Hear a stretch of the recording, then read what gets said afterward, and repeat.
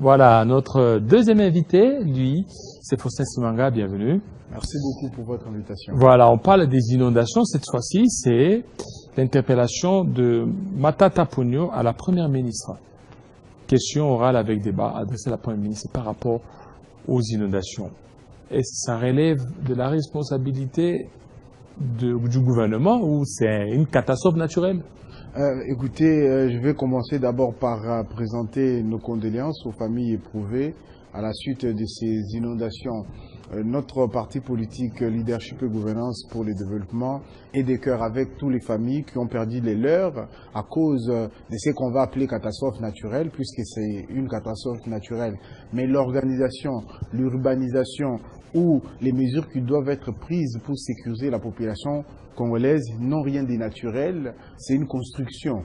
C'est comme ça que Matata Ponyo Mapon, président national du RGD, conscient de la nécessité qu'il faille organiser mieux la cité, prévoir. Et c'est comme ça qu'il a estimé que la population congolaise a les droits de savoir. Et puisque la population congolaise a les droits de savoir, il a les mandats du peuple. Il a été envoyé au Parlement par le peuple congolais pour le représenter. Et c'est dans ces cadres-là qu'il a adressé une question orale avec débat à la Première ministre pour qu'elle vienne expliquer quelles sont les mesures prises pour gérer la situation et quelles sont les mesures prises à long terme pour pouvoir gérer et ne plus perdre des vies parce qu'il y a une pluie qui tombe sur Kinshasa. Il y a eu beaucoup de dégâts. Andjili, n'en parlons pas. La route qui relie Kinshasa et le Congo central est quasiment coupée. Vers l'avenue du tourisme, il y avait une partie de la phalange qui est tombée sur la route et le génie militaire a fait les efforts, mais cette route-là est quasiment impraticable. Donc c'est pour comprendre tout ça que le député national Matata Ponyo a posé une question orale avec débat à la Première ministre pour qu'elle vienne expliquer à la représentation nationale, qu'elle puisse à travers le Parlement expliquer au peuple congolais qu'est-ce qu'ils sont en train de faire parce que c'est eux qui gouvernent le peuple et puisque c'est eux qui gouvernent, c'est à eux de trouver des solutions quand le peuple est en détresse. Trouver des solutions par rapport aux catastrophes naturelles. Ils ont le mandat du peuple. Et ils vous diront que ça arrive partout, en France, aux États-Unis, dernièrement c'était au niveau de Dubaï, presque partout. Non mais vous savez très cher David Kilolo. C'est imprévisible. L'organisation n'est pas naturelle, je ne le dirai jamais assez. L'organisation émane du leadership et de la gouvernance de qualité. Pour s'organiser, il ne faut pas attendre qu'une pluie vienne. Et puisqu'on sait que c'est une catastrophe naturelle, ça veut dire que ces catastrophes peuvent venir à tout moment. Et ceux qui sont beaucoup plus regardants avec la météo se rappelleront que Metelsat a prévenu qu'entre mars et mai, il allait y avoir beaucoup de pluies. Et qu'est-ce que le gouvernement a fait entre-temps pour pouvoir anticiper? Qu'est-ce que le gouvernement a fait pour pouvoir sécuriser les Congolais? Puisque le gouvernement ne peut pas exister en tant que gouvernement en mettant le peuple congolais en danger. C'est ça qu'il faut que la Première ministre vienne expliquer au peuple congolais à travers ses représentants, d'où la question orale avec débat de Matata Ponyo Mapon, président national du LGD. Et c'est là de montrer à suffisance que le LGD se soucie de la population congolaise.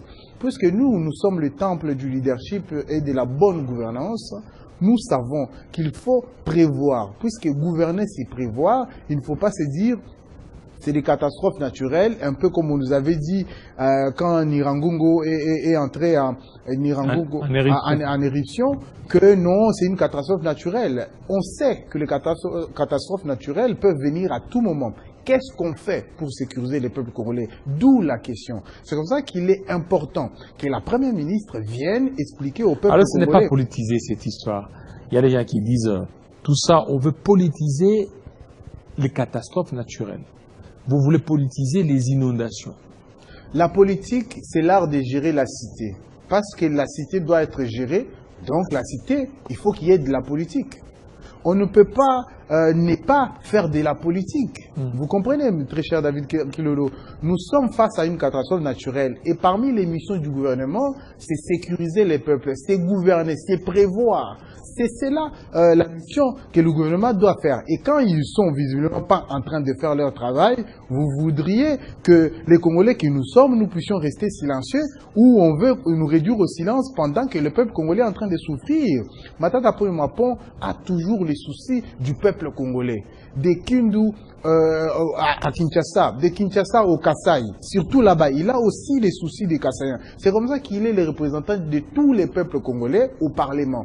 Il s'est dit, je ne veux pas laisser ma ville Kinshasa parce que quand il n'est pas à Kindu, il est à Kinshasa, il habite ici, il connaît très bien la ville de Kinshasa. À l'époque, vous vous souviendrez qu'il a participé à l'assainissement de la ville de Kinshasa. Et aujourd'hui, le Congolais se rappelle de la place des évolués, où tout le monde partait prendre des photos. Aujourd'hui, plus personne n'y va parce que c'est dans un état compliqué. Vous voyez, comme il connaît la ville de Kinshasa, il a les soucis de la ville de Kinshasa, et il a les soucis du peuple congolais en général. Il s'est dit, il faut que la première ministre vienne expliquer à la représentation nationale, expliquer au peuple. Il y a un téléspectateur qui nous écrit, il dit, Matata Ponyo, il serait aussi à la base de ce qui nous arrive aujourd'hui. Si au début, quand il fut Premier ministre, il n'avait pas pris des dispositions, les conséquences sont là.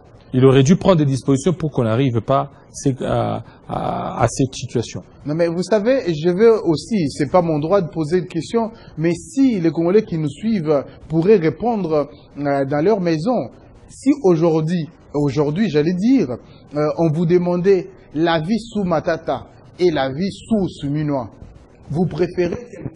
Je pense que tout le monde répondra à l'unanimité que nous préférons la vie sous Matata. Parce que Matata Ponyo Mapon avait su rendre cette ville propre. Tout le monde partait prendre les photos. Ça, c'est juste l'exemple. La place des évolués était attractive. Oui, mais aujourd'hui aussi, tout le monde va prendre des photos. Qui est là-bas. Au niveau de la gare centrale, là-bas. Non, mais au niveau de la gare centrale, qu'est-ce qu'il y a? C'est les travaux qui continuent sous la base de Matata Ponyo Mapon. Le boulevard a été construit, a été élargi sous Matata Ponyo Mapon. Et la qualité du travail qui était fait à l'époque... Mais Matata aurait dû prendre des précautions, sachant que la ville de Kinshasa est une ville sous l'eau. Hein, sous l'eau depuis plusieurs années, c'était sous l'eau. Alors il aurait fallu prendre des précautions pour qu'à la longue... qu'il n'y ait pas toutes ces histoires. Toutes les maisons qui ont été construites là, c'est sous Matata. Non, mais Matata les a trouvées. C'est que l'église Tabernacle qui est là. Alors, il aurait dû prendre des précautions. Vous voyez, ça c'est l'art. Je sais que c'est pas vos mots, c'est sur les réseaux sociaux. On attaque Matata à tout moment. Et croyez-moi, Matata est celui qui assume ses responsabilités. Il assume tout. Il assume les 4 avions d'occasion qu'il a achetés. Parce que jusqu'ici, il n'y a pas eu d'avions qui sont achetés. Il assume la construction des routes. Il assume la place des évolués. La place des évolués dans un état chaotique aujourd'hui. Il assume aussi ça. L'effet qu'il ait mis la propriété, il assume cette époque-là. Il assume les boulevards Tchachi. Le boulevard Tchachi a été fait sous Matata. Et aujourd'hui, plus personne n'y va. Moi, j'avais l'habitude d'aller chaque dimanche marcher sur le boulevard Tchachi. Aujourd'hui, je ne suis plus en train d'y aller. Pourquoi? Parce que c'est devenu invivable, très cher David Kilolo. Nous assumons ça de Matata. Nous assumons que les dollars étaient à 920. Nous assumons tout de Matata. Vous savez pourquoi? Parce que Matata Ponyo Mapon est leader. Il sait assumer ses responsabilités. Il ne rejette pas les responsabilités aux autres. Voyez-vous, Matata Ponyo Mapon a les soucis que la population congolaise puisse savoir comment le gouvernement est en train de gérer en ce moment. Il ne faille pas parce que Matata Ponyo Mapon ne partage pas les idées de l'union dite sacrée. À chaque fois qu'il prend des initiatives, qu'on lui dise à votre époque, ça fait près de 10 ans que Matata n'est plus Premier ministre. Pourquoi on parle que de lui? C'est parce que ses œuvres, c'est les celles qui sont traçables. On a même déjà oublié beaucoup de premiers ministres qui sont venus après lui parce qu'ils n'ont pas fait quelque chose de palpable. Et je pense qu'aujourd'hui, il faille qu'on puisse d'ailleurs encourager Matata Ponyo Mapon à faire en sorte que le gouvernement puisse agir. Parce qu'il ne fait pas pour lui. À l'époque, on le critiquait, qu'il est toujours dans son Kindu natal, il s'occupe plus du Maniema parce que c'est son fief électoral. Aujourd'hui, il s'occupe de Kinshasa. Et je pense qu'il est devenu le plus quinois de tous parce qu'il se soucie de quinois. Il s'est dit, Les Quinois ont été frappés de plein fouet par cette pluie. Ndjili est inondé, la route entre le Congo central et Kinshasa est coupée. Il faut que la Première ministre puisse nous répondre. Il ne faut pas que quand Matata Ponyo Mapon prend ses initiatives au nom du peuple, parce qu'il représente les peuples congolais au Parlement, qu'on puisse nous dire à l'époque qu'est-ce qu'il avait fait. Ça, il faut aussi interroger ceux qui sont venus après lui. Qu'est-ce qu'ils ont fait depuis que Matata a quitté? Ils n'ont pas acheté d'avion, ils ont tué Transco, tout ce que Matata a laissé est dans un état compliqué. Et même si on parlait du guichet unique, plus personne ne peut ouvrir des sociétés en 3 jours comme c'était à l'époque de Matata. Tout ça, Matata a construit et ceux qui sont venus après lui ont détruit. Mais puisqu'il assume ses responsabilités, il assume les faits qu'il avait acheté 4 avions d'occasion. Nous ne les dirons jamais assez, mais jusqu'ici, personne n'a pu faire mieux que lui. Alors, qu'est-ce que vous reprochez à l'actuel gouvernement des Judith Suminwa face à ces inondations? Nous voulons avoir des réponses. Nous voulons avoir des réponses de la Première ministre. C'est sa responsabilité de venir répondre aux questions qui lui ont été posées par le Parlement à travers le représentant du peuple. La Constitution le prévoit, les règlements d'ordre intérieur de l'Assemblée nationale les prévoient aussi. Donc ce n'est pas une action politique, politicienne comme on voudrait les faire croire, c'est une action républicaine. Matata Ponyo Mapon, c'est un républicain, Matata Ponyo Mapon, c'est le représentant du peuple, il a les mandats pour faire le travail qu'il est en train de faire. Donc il a posé une question à la Première ministre devrait venir le jour où l'Assemblée nationale va décider pour répondre aux questions du député national Matata Ponyo Mapon. Parce que le peuple a les droits de savoir. Il ne faudrait pas chercher à empêcher que le peuple puisse savoir comment ils sont en train d'organiser la riposte contre cette catastrophe, comment ils sont en train d'organiser les soutiens au peuple congolais qui ont été sinistrés, comment ils sont en train d'organiser tout ça. Elle devrait venir, la Première ministre donc, devrait venir répondre à la représentation nationale et répondre et parler au peuple congolais. Parce que leur gouvernement a fait beaucoup de promesses au peuple congolais. Beaucoup de promesses. Alors, beaucoup de promesses, jusque-là, la promesse n'est pas sur place? Pas du tout. Et je citerai une promesse. Et je veux prendre une autre province pour voir que les LGD s'occupent de toute la RDC. Allez-y. On est informé. Il y a par exemple à l'Équateur, il y a une promesse qui a été faite. Vous savez laquelle? Je veux rappeler, parce que le président de la République, Félix Tshilombo, il a un livre des promesses. Et je pense qu'il faut écrire un tome 2 des livres des promesses du président Félix Tshilombo. Il a promis l'université à l'Équateur. Jusqu'ici, il n'y a pas. Et nous sommes informés. Nos fédéraux de là nous informent. Non, il y a la guerre, non? Mais il y a la guerre. Très cher David Kilolo. Alors, la guerre, c'est beaucoup d'argent. Hein, c'est beaucoup d'argent. La responsabilité politique voudrait que nous puissions peser les mots avant de pouvoir les dire en public. Il savait qu'il y avait la guerre à l'Est. Il a fait des promesses. Il doit les tenir. Il a promis que l'Équateur allait avoir l'université comme Harvard.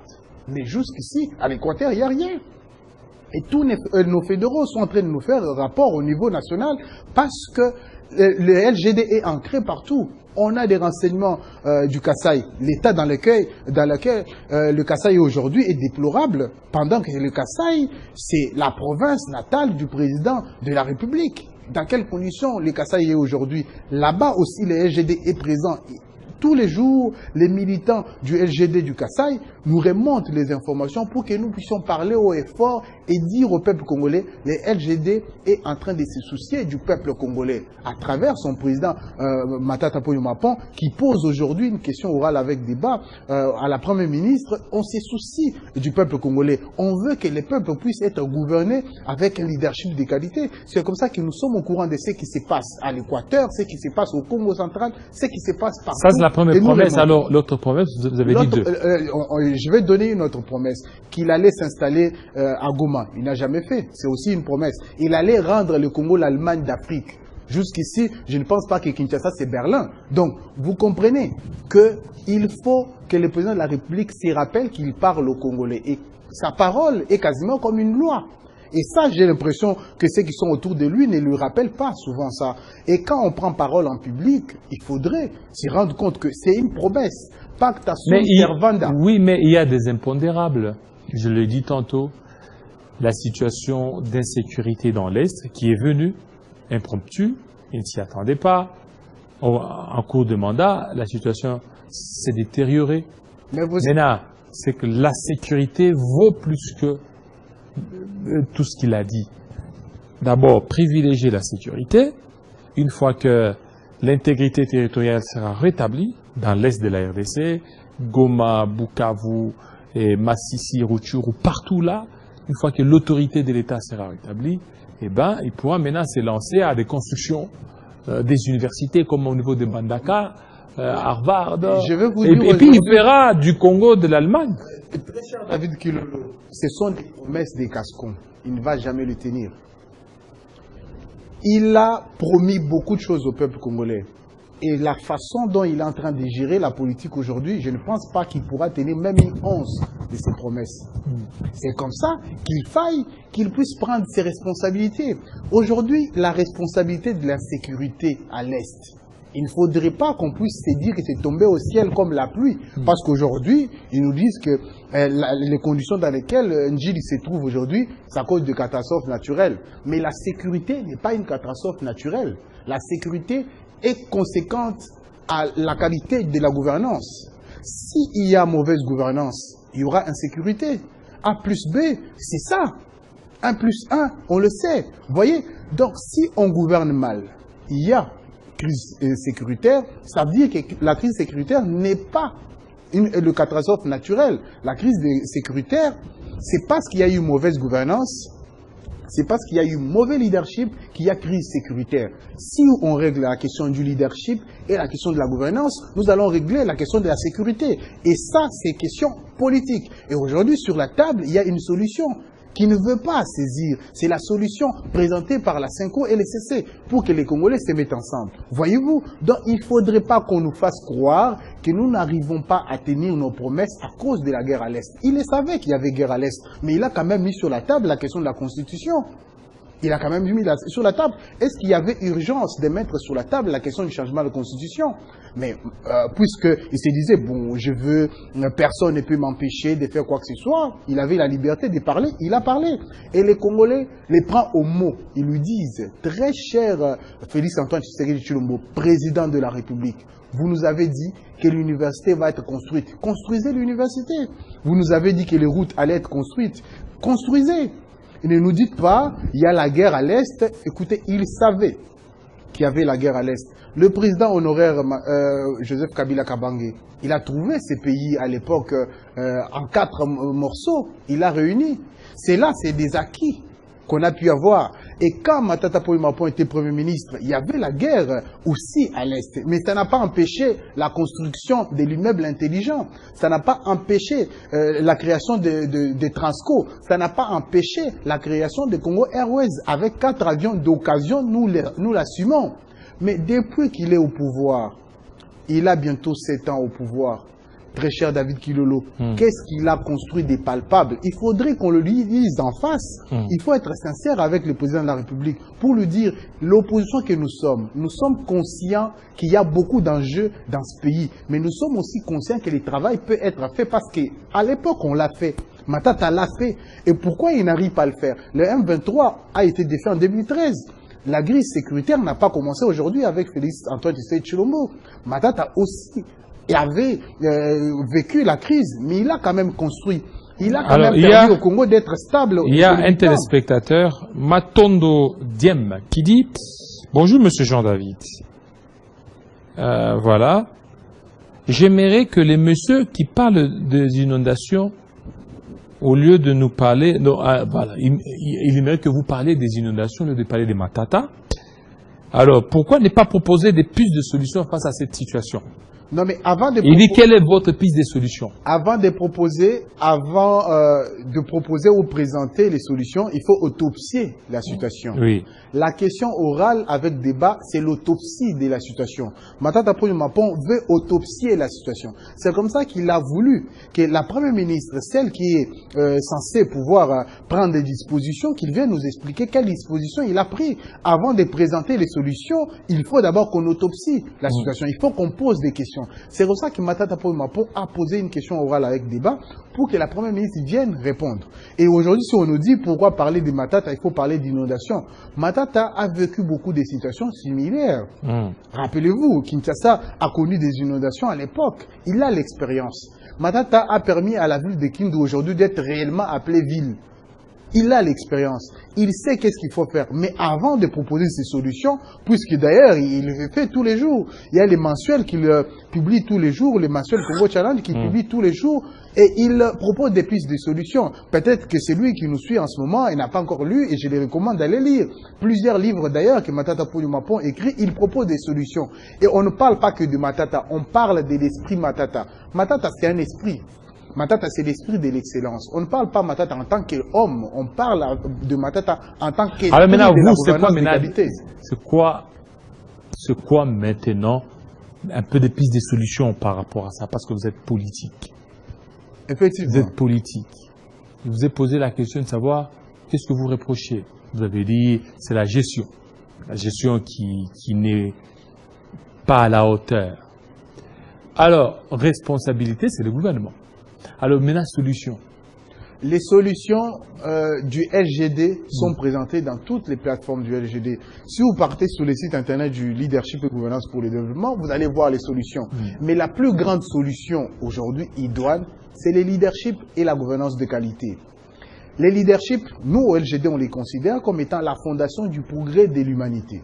Puisque nous croyons que le Congo fait partie de l'humanité, nous savons que la seule grande solution à appliquer au Congo, c'est le leadership et la gouvernance de qualité. Puisque c'est les socles ou les fondements du progrès de l'humanité, et parce que le Congo est dans l'humanité, il faut appliquer cette solution-là.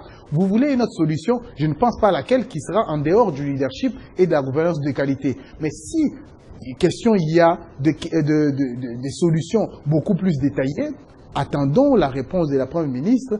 Connaissant le président national de notre parti, connaissant notre parti politique, les solutions existent, sont sur les plateformes, et d'ailleurs ça pourrait faire objet en son temps d'une émission pour que nous puissions présenter les solutions que les LGD présentent. Et tous les jours, quand Matata Ponyo Mapon a l'occasion de prendre la parole devant les Congolais ou à travers le média, il le dit. La solution est claire, il n'y a pas de magie. Leadership et gouvernance de qualité, c'est ça la solution qu'il faut appliquer pour le Congo. Le leadership et la gouvernance de qualité veut qu'il y ait une prévoyance, veut qu'il y ait une qualité dans la gestion des finances publiques, veut qu'il y ait la discipline dans le travail, veut qu'il y ait la ponctualité. Tout ça, ce sont des solutions à appliquer. C'est le cocktail Matata Ponyo Mapon. Ces cocktails-là s'appellent leadership et gouvernance de qualité. Quand vous buvez les cocktails Matata Ponyo Mapon, vous devenez un leader de qualité. C'est ça les solutions que nous présentons. Et les Congolais qui sont attachés aux valeurs du leadership et de la gouvernance de qualité, je les appelle là à pouvoir rejoindre le LGD. Parce que le LGD, il y a beaucoup de place pour tout le monde. Rejoignez le LGD, militez avec nous, dirigez avec nous et préparons-nous à diriger le pays ensemble. L'horizon 2028 n'est plus loin. Nous devons nous mobiliser et les partis politiques LGD est organisé et continue à perfectionner son organisation justement pour permettre à ce que les Congolais qui veulent servir leur pays puissent être à mesure de les servir avec brio, avec qualité, avec intelligence. Puisqu'aujourd'hui, nous sommes peut-être en déficit d'intelligence, mais le LGD est en train de former ces cadres militants pour que nous puissions être à la hauteur des enjeux de la République. Merci. Merci à toi. Merci à tous nos fidèles téléspectateurs de nous avoir suivis. Merci de cette recette de Matata. Mais il y a un anniversaire de la part d'Alain Chimpaka. Alain Chimpaka qui nous a envoyé l'anniversaire. Nous allons lire